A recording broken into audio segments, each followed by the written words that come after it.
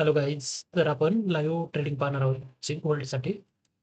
तर मी आता एक ट्रेड घेतलेला आहे सेल साईडचा आणि रेकॉर्डिंग चालू करेपर्यंत आपल्या टीपी हिट नाही झाला. पार्शल क्वांटिटी थोडीशी बुक करतो मी आणि तुम्हाला त्याचं रिझन सांगतो काय होतं ट्रेड घेण्याच्या मागं रिझन. मी हा 1 मिनिटावर ट्रेड घेतलेला आहे.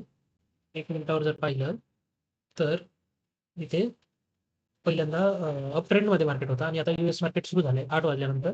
हे ट्रेंड चेंज झाला. लोअर लो लावला होता. त्यानंतर मग मी ते 9 EMA वर हा ट्रेड पंच केला होता. आणि त्यामध्ये आपल्याला जवळपास 1:3-4च्या आसपास रेट मिळालेला. आणि मी त्याची हाफ क्वांटिटी 1:2 ला बुक केली होती आधी. 1:2.5च्या आसपास मिळालेला. तर नेक्स्ट ट्रेड घेतला तर मी तुम्हाला अपडेट करतो.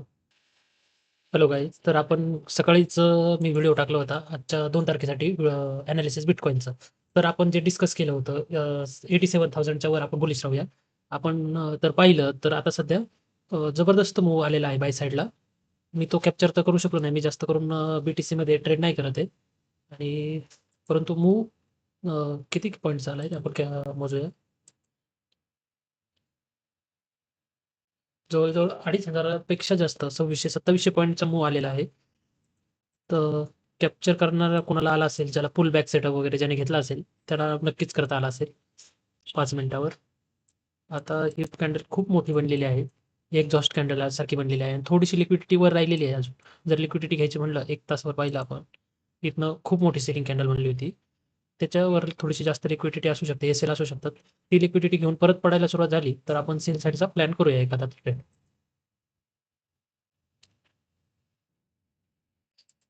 आता पाहिलं तर आपण मार्क केलेला झोन सुद्धा ब्रेक केलेला आहे. खूप जास्त बाईंग मूव्हमेंट दिसत आहे. 1 मिनिटावर जरी पाहिलं तरी खूप मोठाले कॅन्डल बनत आहेत. जवळ-जवळ पाहिलं तर कॅन्डल आहेत 500-500 पिप्सच्या एक कॅन्डल बनत आहे. आपल्याला निगेटिव्हिटी दिसली ते रिव्हर्सल ट्रेड तर थोडासा आपण ट्राय करणार आहे. परंतु आधी रिव्हर्सल त्याचे दिसली पाहिजे कॅन्डल वगैरे. विदाऊट रेड कॅन्डल आपण त्याचा ब्रेक लो झाला तरच करणार आहेत. अंदाजे नाही करणार आहे. तर मी तुम्हाला काही बनला ट्रेड तर मी अपडेट करतो नक्की. सध्या खूप जास्त मोठ्या कॅन्डल बनत आहेत आणि यामध्ये रिस्क घेणं म्हणजे थोडंसं कठीण आहे. कारण की आता जरी कॅल्क्युलेट जरी केलं 8 पॉईंटने रिस्क किती होते? 20 USDची रिस्क होते. रिजेक्शन घेत आहे. टाईम होत आहे 8:45. 5 मिनिटाची जर पाहिली 15 मिनिटाची कॅन्डल क्लोज करणार आहे आता. तो आता ही लिक्विडिटी घेतलीच आहे तर ही मेजर लिक्विडिटी. हिच्यावरून जर रिजेक्शन घेतलं, हा सेलरचा झोन आहे मेजर, तर जास्त आपल्याला चान्सेस होते की टार्गेट भेटण्याचे. त्याच्यामुळे मी वेट करत भेटावं, ती लिक्विडिटी तिथपर्यंत जावं. FVG वगैरे क्रिएट झालेला आहे इथे. बघूया आता काय होतंय. FVG तर हा या गॅपमध्येच होत आहे.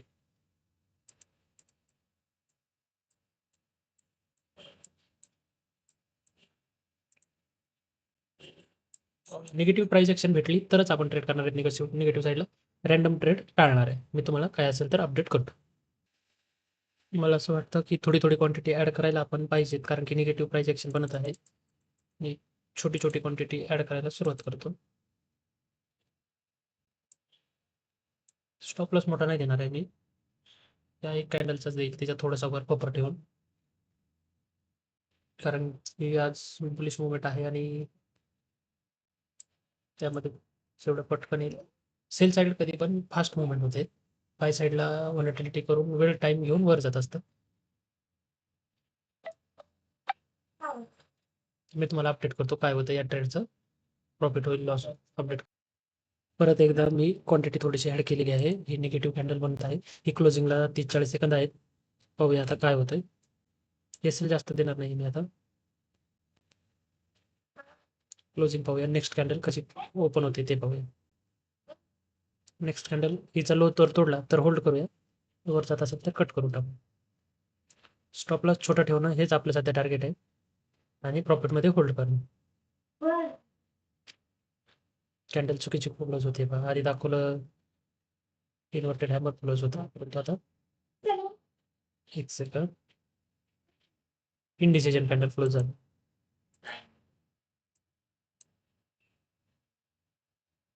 1 मिनिटावर पाहिलं तर हा सपोर्ट सारखं रिॲक्ट करत आहे. परंतु जर आलं तर डायरेक्टली 90,000च्या अराउंडच यायला पाहिजे डायरेक्टली मार्केट. आणि 5 मिनिटाच्या कॅन्डलने ब्रेक तर केलाय. पाहूया आता काय होतं. आणि 5 मिनिटावर येण्यापासून खूप लांब असणार आहे मार्केट. होय. 90,000 तर आपल्याला सहज टार्गेट भेटू शकतात.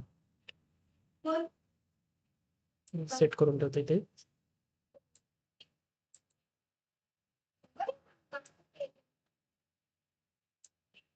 आता इथे जर -5 US जरी दिसलं तरी कट करणार आहे मी. कारण की पडायचं असतं तर आतापर्यंत पडेल याच कॅन्डलमध्ये. 1 मिनिटावर बनत आहे निगेटिव्ह, परंतु पुल बॅक सस्टेन करणं पाहूया. मी अपडेट करतो तुम्हाला काय होत आहे ट्रेडमध्ये. खूप जास्त व्हॉलॅटिलिटी असल्यामुळे आता आपण ट्रेल करणार आहेत कॉस्ट टू कॉस्ट. आणि मार्केट सस्टेन करतं या ठिकाणी याचा अर्थ आहे की तो एक तरी अपमूव्ह मारेल, अपमूव्ह देईलच. त्याच्यामुळे हा कॉस्ट टू कॉस्ट काढलेला ट्रेड परवडणार आहे. आता जायचं असतं तर लवकरच गेला असतं. कट करतो C to C.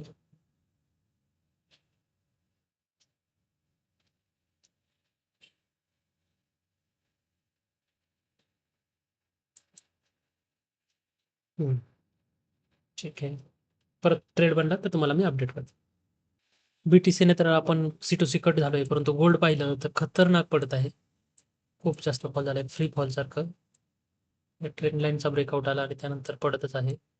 Reversal capture करायला पण जाण्याची भीती वाटत आहे, कारण की लिक्विडिटी डायरेक्ट या लेवलला आहे, जवळजवळ 4,182च्या लेवलला. आणि आता मध्येच कॅप्चर करणं थोडं मुश्किल आहे.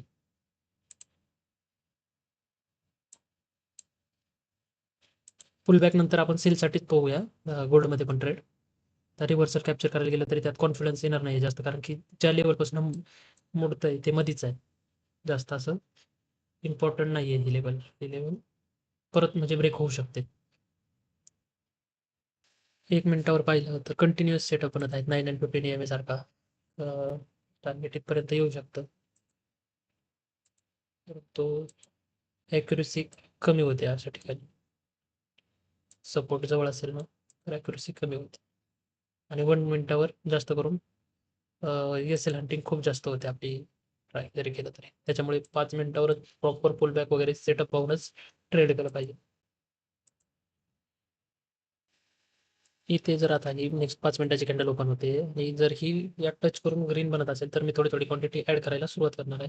कारण की यानंतर एक पुल बॅक तर पेंडिंग आहे. तो पुल बॅक कॅच करण्याचा आपण ट्राय करूया.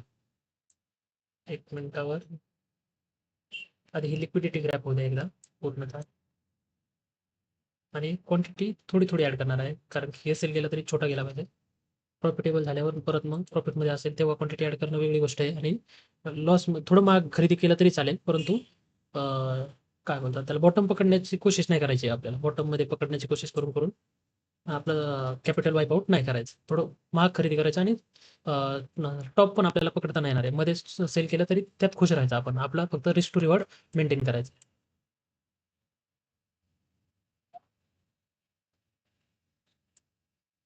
पेशन्स खूप महत्त्वाचे आहे तर ट्रेडिंगमध्ये, हे वेट करणं शेवटपर्यंत.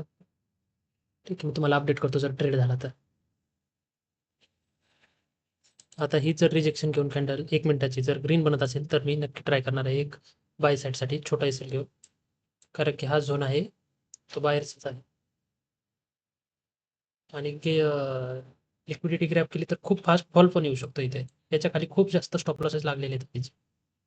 त्याच्यामुळे थोडं पेशन्सली वेट करून ट्राय करावं लागेल. 5 मिनिटाची कॅन्डल क्लोजिंग पण येणार आहे. ग्रीन तर होत आहे. 1:1 दिलं तरी आपण त्याला ट्रेल करूया.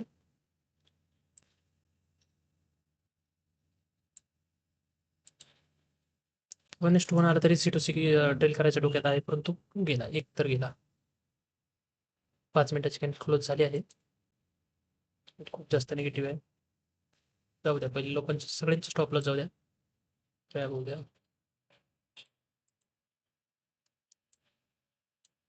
आपल्याला काढूनच बाहेर जाते की काय.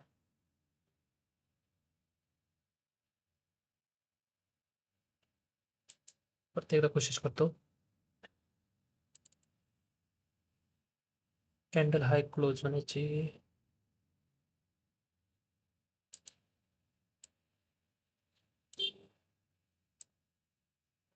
जास्त अशी बाईंगचा प्रेशर दिसूनच येत नाही, त्याच्यामुळे परत ऑर्डर लावणं थोडं मी वेळ घेऊनच लावतो. ही लिक्विडिटी लेवल तोडलेली आहे, परंतु पहा बाईंग प्रेशर जास्त दिसूनच येत नाही. जर बाय व्हायचं असतं तर आतापर्यंत हे रिव्हर्स झाली असते पूर्णतः कॅन्डल, त्याच्यामुळे आपण अवॉइड करत आहोत अजून बाईंग. याची लिक्विडिटी घेतलेली आहे. आता थोडासा दिसत नाही. कॅन्डल क्लोजिंगचा वेट करूया पूर्ण एक हाय तुटून देऊ. कॅन्डलचा हाय ब्रेक झाला तरच एंट्री मारूया.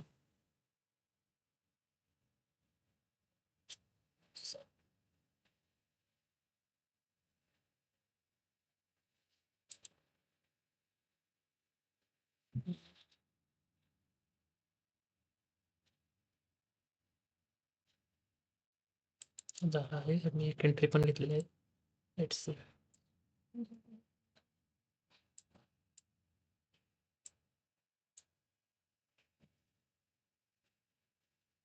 री एंट्री करणं हे गोल्डमध्ये जास्त प्रॉफिटेबल आहे की मोठे मोठे सेल देण्यापेक्षा, कारण की याच्यामध्ये ब्रोकरेज वगैरे खूप कमी आहे. तर आपल्याला 5 मिनिटावर पाहिलं तर ग्रीन कॅन्डल फॉर्म तर झालेली आहे चांगली अशी. टार्गेट आपलं 9 EMA जवळ ठेवणार आहोत आपण. ह्या भरपूर मोठं टार्गेट बनत आहे 46 USC. तर रिव्हर्सल आपल्याला झेलावं लागणार आहे आणि याच्या बॉडीच्या लोलाच आपण एसएल ठेवूया जास्त मोठा, पण परत री एंट्रीचा प्रयत्न करू आपण वाटलंच तर. पाहूया आता काय होत आहे.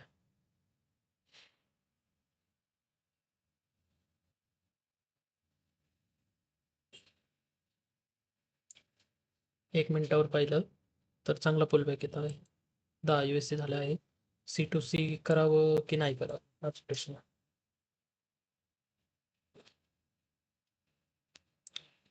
कारण की हे एक जरी कॅन्डल खूप मोठी निगेटिव्ह कॅन्डल बनू शकते जेव्हा पण येणार ना.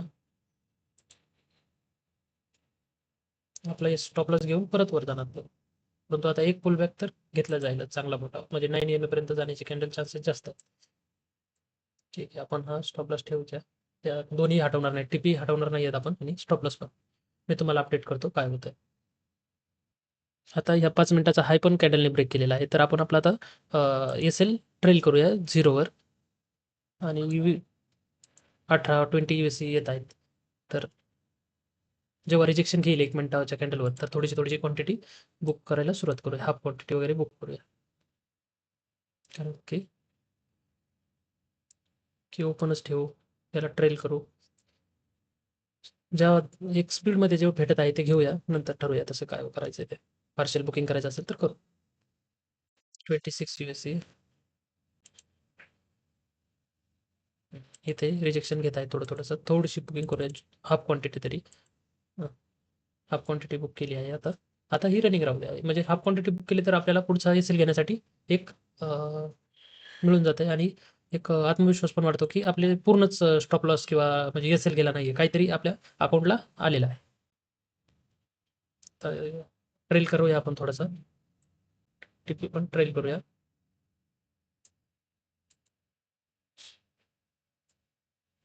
गोल्डमध्ये आणि बिटकॉईनमध्ये. बिटकॉईन तरी जास्त ट्रॅप करत राहतं. गोल्डची प्राइस ॲक्शन खूप चांगली आहे ट्रेड करण्यासाठी आपल्या इंडियन मार्केटपेक्षा.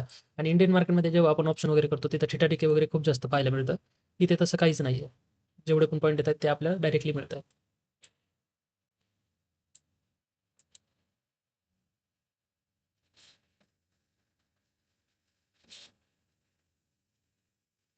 मी ह्या ट्रेडनंतर आज डे क्लोज करतोय, कारण की माझे ॲक्चुअलीमध्ये आज खूप जास्त ट्रेड झालेले आहेत भरपूर. मी 3 ते 4 ट्रेड प्लॅन करतो.